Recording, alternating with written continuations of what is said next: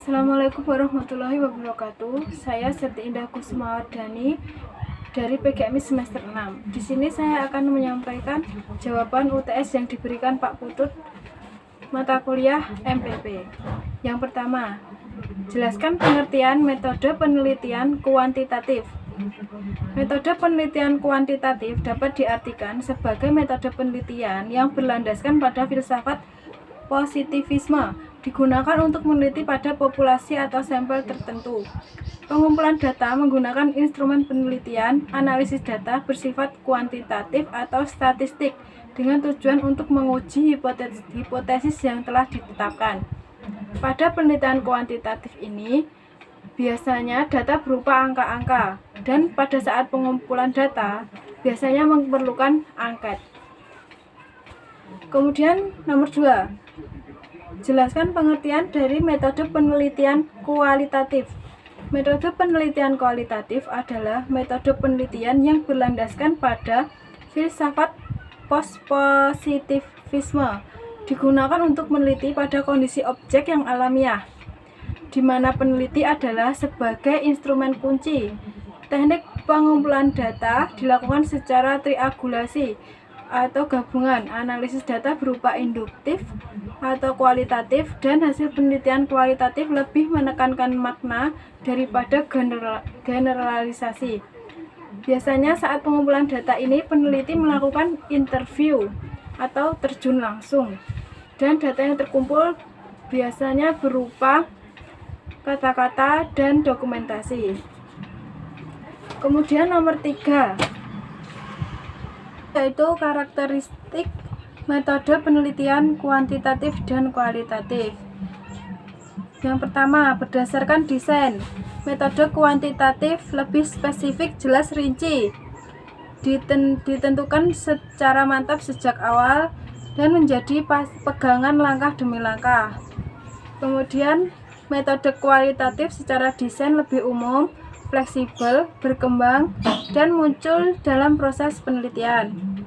Yang kedua, dilihat dari tujuannya. Metode kuantitatif menunjukkan hubungan antar variabel, menguji teori, mencari generasi yang mempunyai nilai prediktif. Kemudian yang kualitatif menemukan pola hubungan yang bersifat interaktif, menemukan teori, menggambarkan realitis yang kompleks, memperoleh pemahaman makna. Kemudian secara teknik pengumpulan data. Untuk metode penelitian kuantitatif yaitu kuesioner, observasi, dan wawancara terstruktur. Untuk kualitatif yaitu participant observation, maksudnya ini peneliti langsung ikut berpartisipasi dalam observasi.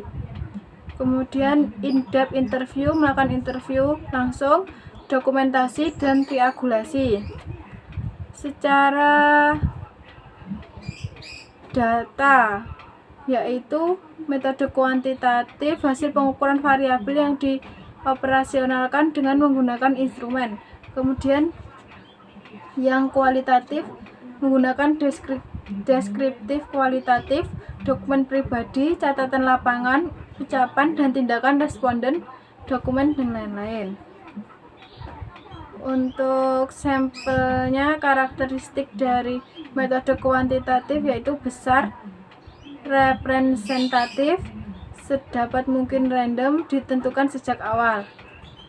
Kemudian untuk kualitatif yaitu kecil, tidak representatif, purposive, snowball, berkembang selama proses penelitian.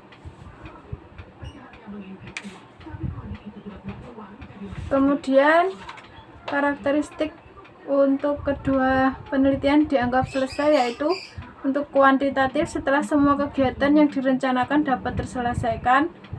Untuk kualitatif setelah tidak ada data yang dianggap baru atau jenuh. Yang terakhir nomor 4 yaitu kapan metode penelitian kuantitatif dan kualitatif digunakan. Yang pertama, metode kuantitatif digunakan ketika titik poin masalah sudah jelas, kemudian dilakukan pada peneliti itu dilakukan jika peneliti itu ingin mendapatkan sebuah informasi yang luas tentang populasi. Yang ketiga, jika seorang peneliti ingin mengetahui pengaruh perilaku tertentu terhadap yang lain. Kemudian, jika peneliti ingin menguji hipotesis. Selanjutnya, bila peneliti ingin mendapatkan data yang akurat dari lapangan. Yang keenam, ketika keraguan-raguan terjadi tentang validasi sebuah produk. Kemudian, kapan metode penelitian kualitatif digunakan?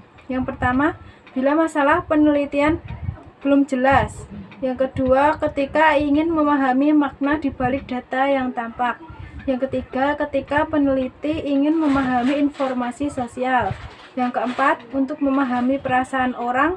Yang kelima, untuk mengembangkan teori. Yang keenam, untuk memastikan kebenaran data. Yang ketujuh, untuk meneliti perkembangan sejarah. Dan penelitian dianggap selesai apabila tidak ada penemuan baru dan tidak menimbulkan kalimat tanya yang belum ada jawabannya. Sekian jawaban UTS dari saya. Kurang lebihnya mohon maaf. Wassalamualaikum warahmatullahi wabarakatuh.